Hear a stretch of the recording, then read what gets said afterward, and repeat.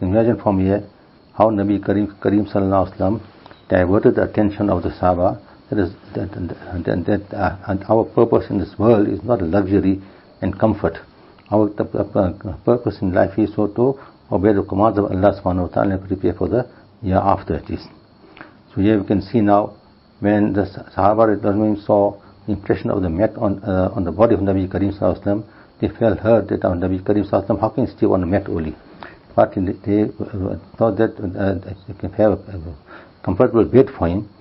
It will be easier for Nabi Islam. But Nabi Islam refused and told him no. Instead of giving permission for the bed or whatever it is, he told them, explained to them the reality of life. What life is, that we are in this world as a passing phase in this world. We just come in this world as a traveler we came, and we are resting for a little while, and after we are going to go away from there. Normally you say when you travel also sometimes, like in the olden times when you should travel, the car should heat up. What you should do is put the car on one side, put water in the radiator, whatever it is, the car cool down. When the car is cooled down, then you can start going again. And nobody remember now where we stop, where fell the water, what we do, nobody what everything.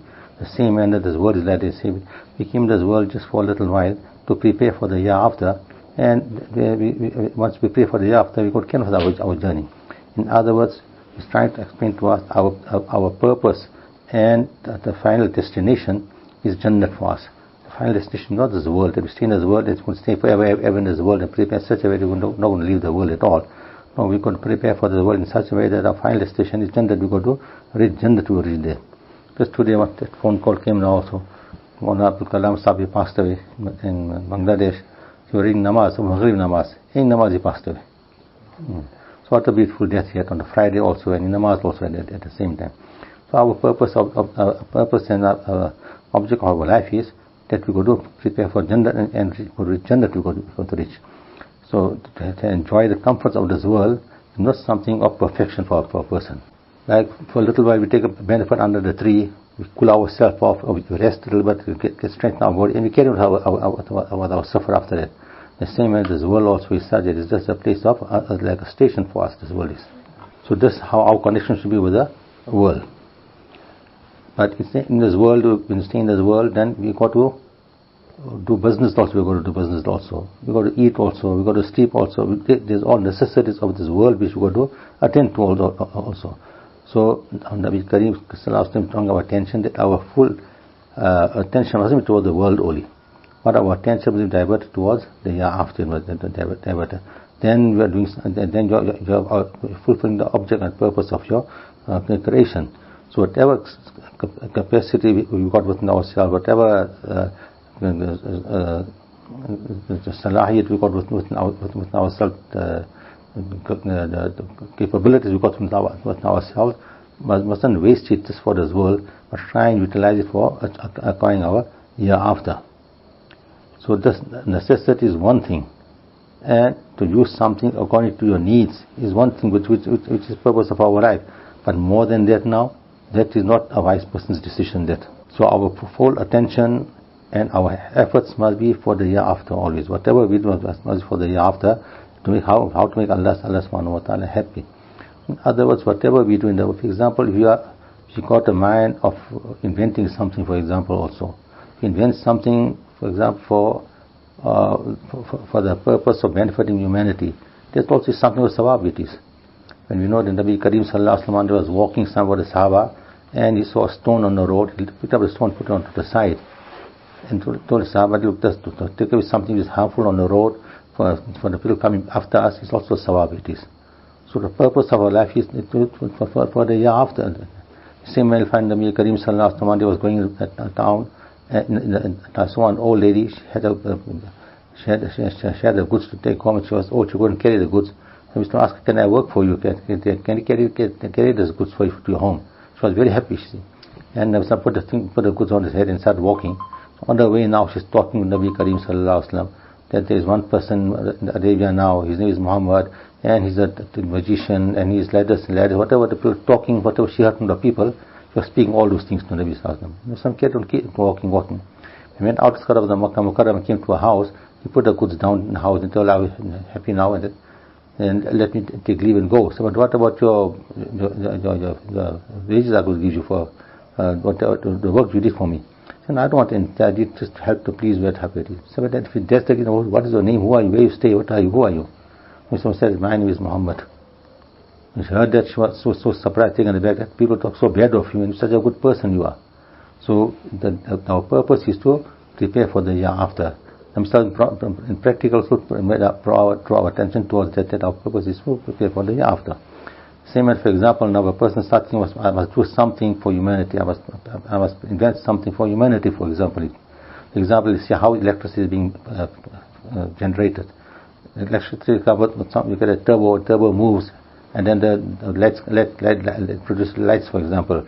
Whether it can be hydro or it can be turbo, whatever use the means of generate electricity, they use it form. Apply his mind, for example, now. That's how electricity is being generated now. If you think, look, we got cars, for example, now. Our cars move also, the wheels also move. If he thinks in his mind that the wheels are moving, why don't we use the movement of the cars to generate electricity for us? And charge our batteries, whatever it is.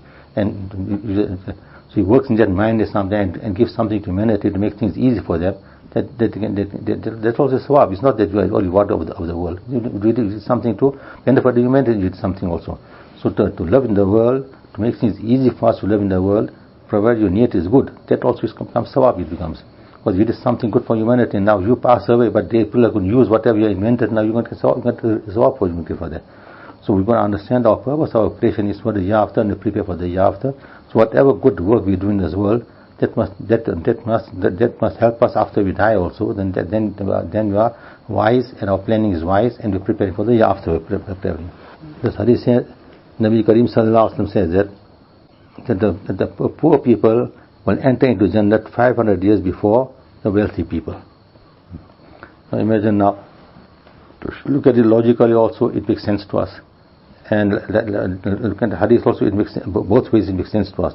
But that people who are wealthy people, because of the actions they do, the deeds they did, that good actions they did also, they are worth of going to Jannat now for it. But although they are worth to go to Jannat, but they won't get entry Jannat till they don't pay for all the give account for all the wealth, how they acquire this wealth and how they spend this wealth. So that will take them 500 years.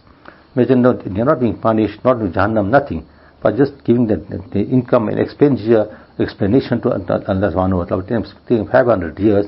That is the poor people will go to Jannah and start enjoying the nemas of Jannah already. So these people, it will take 500 years after they will enjoy the nemas of Jannah now. So you can imagine now how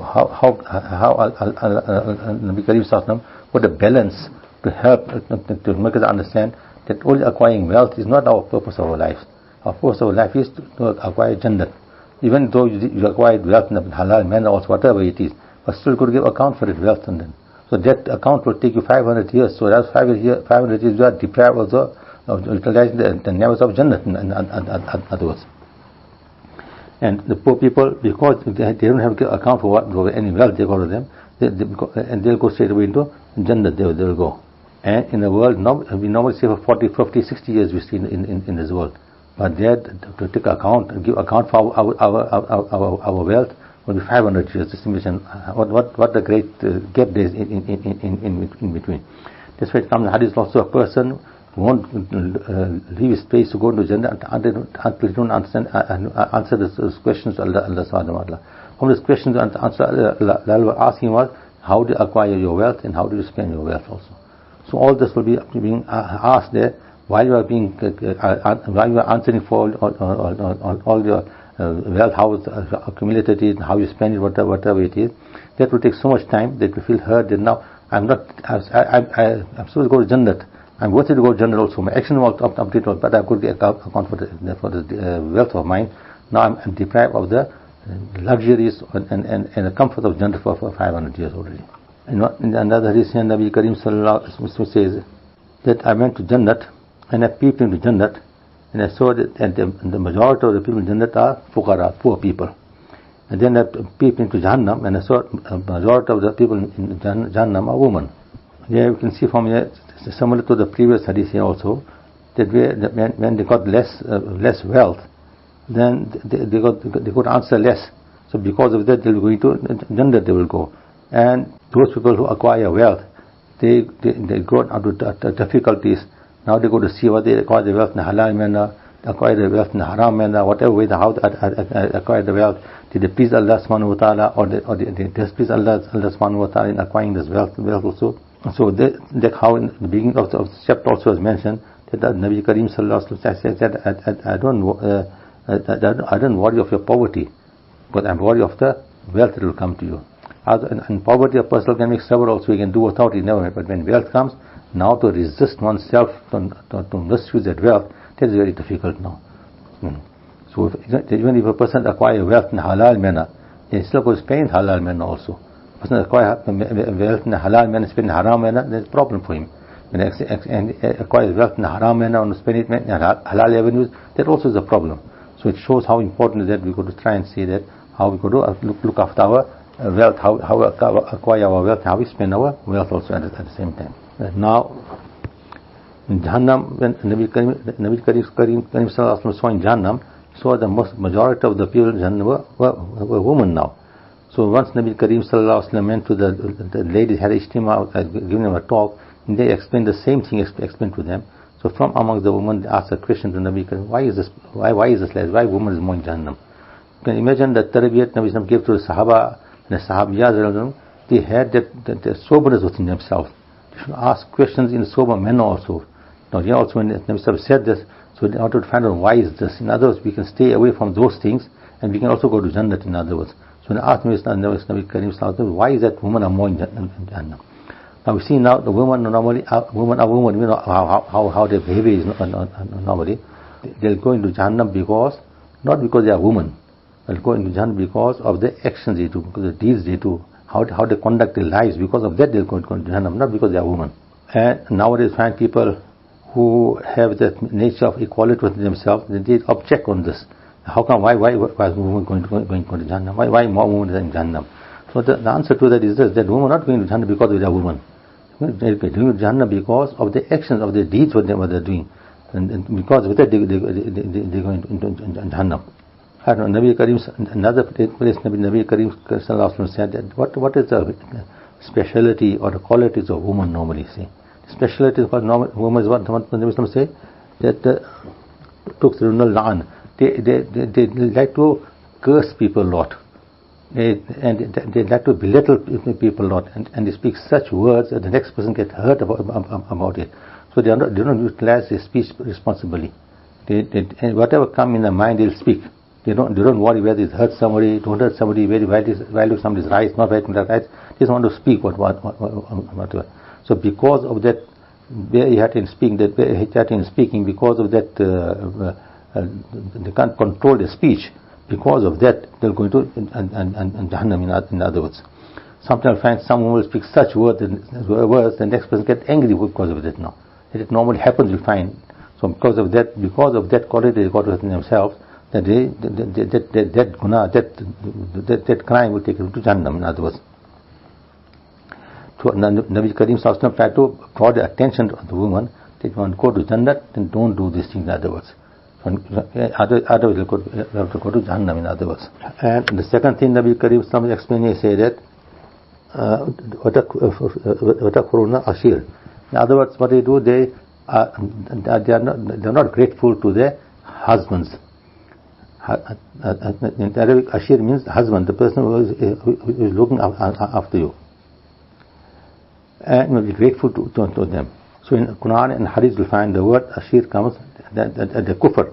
Kufr is a means for a person who is not grateful to somebody for the favors among them. This why you'll find a person is a kafir. Why? Because Allah Ta'ala created him, Allah gave him so much of blessing, Allah gave him life also, Allah gave him so much of comfort, whatever it is, and then he don't make ibadah of Allah subhanahu wa ta'ala. In other words, he is making kufr of Allah, nemas of Allah subhanahu wa ta'ala. That's why we call them kafir, we call them. Because they don't acknowledge the nemas of Allah subhanahu wa ta'ala. So yeah, also normally find the women, they are not obedient to their husbands normally, and they speak such words that create conflict with the husband always, or he displeases the husband this way. They haven't got a quality of sabr and sugar with them, quality of gratitude and patience within themselves. That's why they will more in Jahannam. Hazrat Gangohi Rahmatullah Alayhi, in one place he mentions, saying that the condition is such that in the house, whatever now, when something happens now, no matter husband can give so much comfort to the wife, provide for all comfort, whatever it is, but once something goes against her nature, let's just blurt out what you say now, that since I came to this house, I got no comfort at all. The words Tangar used as ek chitra or ek tikra. In other words, chitra means a rag, a cloth, a torn cloth. It's not like I came in the house, all I got all clothes and torn clothes. I got nothing but besides torn clothes in the house. And tikra means, in olden days, dishes was made of mud dishes. So when they break, then they call it tikra, they call it. I only got this in broken dishes in the house and torn clothes in the house. That's whatever I got in the home. So they were nashrik of Allah subhanahu wa ta'ala. Even if the husband provide for them clothing also, food for them also, whatever it is, when they go into conflict, then immediately they start making nashrik and they are not grateful. Just because of that they will go into Jahannam. In one place there was one person asked a small child, let me test your maths now. How you know your maths, like, no? So told asked that there's one woman, in 1 hour she makes 20 rotis. Now if there are 3 women, how many rotis what will make in 1 hour? She says there no nothing, and there will be no rotis, like, no? See, but now let me explain again properly, listen carefully. One woman, in 1 hour she makes 20 rotis. If 3 women in 1 hour, how much rotis will make? They say nothing will make. 0. So how is it possible? So they will talk, they will do nothing else. So that's now the nature, whatever it is. So you can't do anything about it. So the Nabi Sallallahu Alaihi Wasallam drawing our attention that we will look at the reality of life, and you will see your focus what was due. In other words, you got to see the focus in life must be to prepare preparation for the year after, and for that you got to use your speech responsibly. You must be responsible when using your speech. Don't use such words that you violate somebody's rights. Then you go to Jannah, you're going to go. But you're not going to do it, then you're going to go to Jahannam. In other words,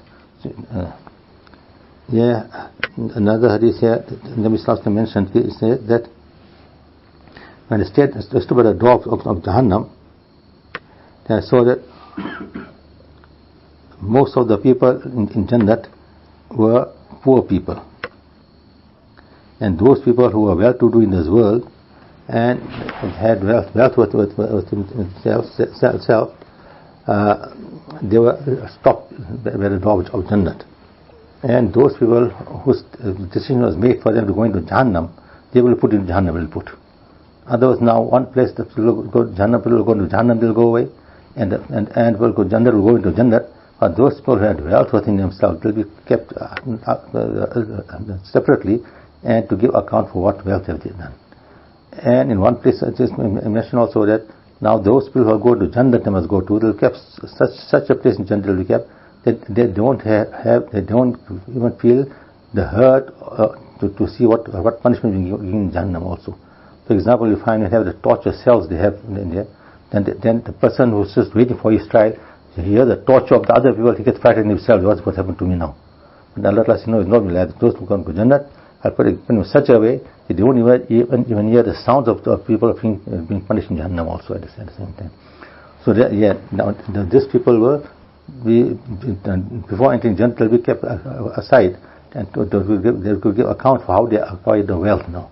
So that will take them now, as the previous series mentioned, it will take them 500 years to just account for the wealth, whatever it is. So for 500 years, they won't enjoy from the benefits of Jannat, in other words. So those wealthy people who, because of the amal, because of good action, they are worthy of going to Jannat. They won't go to Jahannam definitely, but still too, because of the wealth they have acquired now, they could give account for the wealth, how to acquire the wealth, how to spend that wealth, what do you do with the wealth. All that will be asked for them, and only after that they will go to Jannat. And the poor people, because they had no wealth within themselves, they don't have an answer to those questions, so they'll go into Jannat, straight away they'll go into Jannat. So you can understand, see from here, Nabi Karim Sallallahu Alaihi Wasallam draw our attention to this, if somebody gets some wealth, Allah gives him some wealth also, then he was acquired his wealth in the proper channels, in halal manner, and he was utilized it also in a halal manner. If he utilized it, then that person will go into Jannah, and he won't have any problem. In other words, there was one person, Sheikh Bishar Hafi Rahmatullah alayhi, he went to him one day and told him that I want to go for Nafil Hajj, I want to go. So he asked him that you want to go for Nafil Hajj to please Allah subhanahu wa ta'ala or to please your nafs? No, to please Allah subhanahu wa ta'ala, I want to go in Nafil Hajj. So if that's the case, then the money you have collected to go for the Nafil Hajj, take it and distribute amongst 10 poor people or 10 orphans or 10 needy people. He said, but now the taqaddud comes go for Hajj now, for the Hajj season now. So that's why we tell you that now you perform Hajj to please Allah subhanahu wa ta'ala, then do this to please Allah subhanahu wa ta'ala. You don't do that, the others are pleasing yourself, you have to go for Nafil Hajj. So we don't understand sometimes the priority where the need is, where the person is in need of something, and to look after him, look after his izzat, look after his respect, and give him comfort and take his du'as, whatever it is. We don't understand that part sometimes, and we have to look at our desires, what our desires say, what we want to do, we want to do that. So we can't sacrifice our desires for the desires of Allah subhanahu wa ta'ala. That shows the difference in our actions after that. Hazrat Abu Hurairah narrates from Nabi Karim sallallahu alayhi wa sallam, says that the most perfect and true words spoken was by a poet. His name was Walid. So what he said, Allah kulla shay'in ma khalallahu batilun. Said that remember that everything besides Allah subhanahu wa ta'ala, all those things are useless. So that's why normally poets they like to exaggerate when they say that poetry is like to exaggerate a lot when they say poetry. So here that this poetry, whatever he said in this poem here, he hasn't exaggerated. He has spoken the reality of things. That besides Allah Ta'ala, whatever it is, those things are all useless. That is, whatever you do for yourself, that will be useless. But what you do for Allah Subhanahu wa Ta'ala, that is now beneficial. So, Labid ibn Asam, he was a very great poet in Arabia, and his poetry was very famous among the people. And here Nabi Islam said that this one poem of his is to the point, in other words. So besides Allah subhanahu wa ta'ala, everything is going to get destroyed, and only Allah ta'ala will remain. In other words, look at the teaching of Islam, the Aqaidah of Islam also will find that Allah ta'ala is from before and will remain forever and ever. Even if the world go to disintegrate, get finished also, Allah will still remain still. So Allah ta'ala created everything will return to Allah subhanahu wa ta'ala. When the world got disintegrated, everything whatever it is, Allah ta'ala is still there. So everything will come back to Allah subhanahu wa ta'ala. So it shows how Allah ta'ala is explaining to us that in the world, whatever is given to anybody, all the things belongs to Allah subhanahu wa ta'ala. Allah has given to everybody to use those things there. Utilize it in a proper manner, then you're going to benefit. If you don't utilize it in a proper manner, then you're not going to benefit. And you think that the wealth belongs to you, everything, whatever. You don't spend from that wealth, but the minute you pass away, what happens now? That wealth goes to inheritance. It goes. You can't benefit from this now. If you want to desire to utilize something, you can't do anything about it now. So while you are alive, you can utilize the wealth in the proper channels where you can benefit in this world also, in the year after also. And a wise person will always utilize his wealth in this world in such a manner that when he leaves the world, he has no regrets. He utilizes wealth properly. Anyway, the whole topic here means that we got to prepare for the year after, whatever it is. So we got to obey Allah subhanahu wa ta'ala and obey the command of Nabi Karim sallallahu alaihi wasallam. Utilize our energies, utilize our capabilities and capacities all to please Allah subhanahu wa ta'ala and to prepare for our year after. We got to do that. So here, by this hadith, Imam Nawawi rahmatullahi come to the end of the topic of Zuhad. And in this topic, he has brought much more hadith than other topics. This shows that this world, the excessive love for this world is the root of all evils. And because of that, he brought so much hadith here to make us understand that don't try and have excessive love for the world. And if you don't have excessive love for the world, then you are called a Zahid person, you are called. And that's what is required from a mu'min, that you must become a Zahid person. And that is not excessive love for the world, how much love is necessary for the world, have so much love. How much comfort you need, have so much. Don't go beyond that.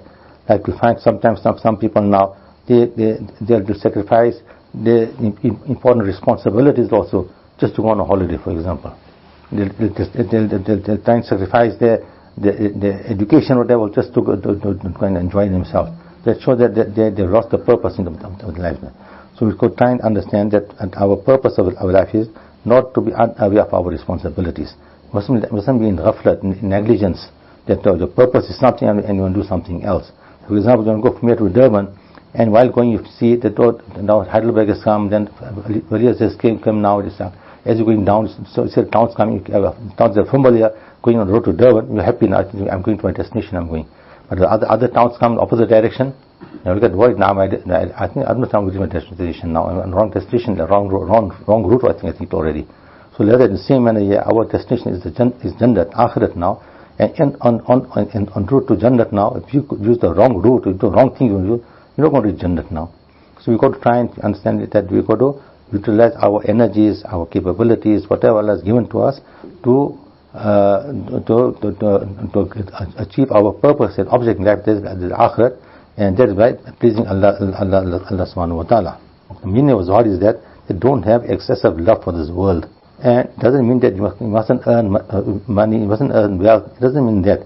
But don't have excessive love for this world. That you get attached so much to the wealth that you cannot part with it. You feel hurt when you part with it. Don't have so much of love for the wealth. But you must think that Allah Ta'ala has given you this wealth and as you must think that Allah Ta'ala has made you a postman, for example.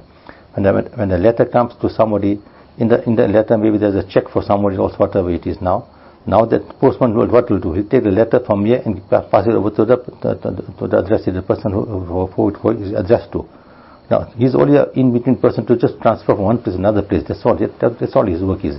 The same manner our work is also the same. That we go to whatever Allah has given to us, utilize it. What is for our benefit, utilize it. More than we just give somebody else to utilize it, whatever it is. So now you are like a postman in between the wealth Allah has given to you. You are distributing in the right channels. You are distributing. So then it will be, and that is called now Zuhud. That is called, and that's what is required from us. And the person who practices Zuhud is that person is called a Zahid, is called. Instead of being mentioned before, also explained said that the Mullah Al-Qadi Rahmatullah writes that one day he was going to Mina, and in Mina, so one person was selling some goods in the bazaar and shouting loudly and promoting his goods selling. But when I focused my attention towards him, his heart was only attached to Allah subhanahu wa ta'ala. Although he was in this world, he was selling goods in the bazaar, whatever it is, but his heart was attached to Allah subhanahu wa ta'ala.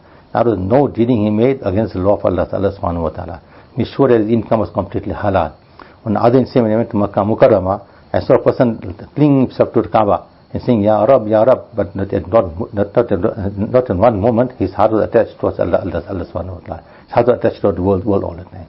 So it shows no matter where you are, if you are close to the Kaaba or so close you are, but the heart is not attached to Allah subhanahu wa ta'ala, is useless.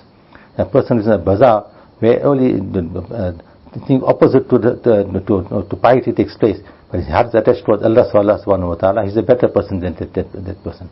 So wherever we are, whatever situation we are in, our heart must be attached to Allah subhanahu wa ta'ala, that you don't break the law of Allah subhanahu wa ta'ala, you don't displease Allah subhanahu wa ta'ala, then you are a better person.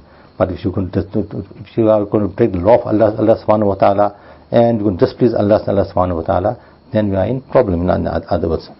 So in short now, it does mean that Islam doesn't forbid us from acquiring wealth, in condition that you acquire the wealth according to the law of Shariat. And if you acquire wealth against the law of Shariat, then that will not be acceptable. And when you acquire wealth also, then to spend the wealth also according to the law of Shariat, then there's nothing wrong in it. But if you spend the wealth against the law of Shariat, then that will become a problem. So that's what we could understand, that Allah has given us wealth, given us the comfort of the world, to utilize those comforts to remember Allah subhanahu wa ta'ala. For example, you got a beautiful bed we got now. You're sleeping on a bed, have a nice sleep you got now, and then you don't wake up for Fajr namaz now. What does it mean? Allah has given us the number of sleeping on a nice beautiful bed, and you don't wake up for Fajr namaz. We have been ungrateful to Allah's ni'mat, in other words. So we've got to keep things in its place. We've got to keep things in its place. that whatever never Allah has given to us, must use that never to Allah subhanahu wa ta'ala. Allah give us tawfiq for understanding and practicing, and to become so obedient to Allah subhanahu wa ta'ala that our obedience will take us to Jannah also, inshallah.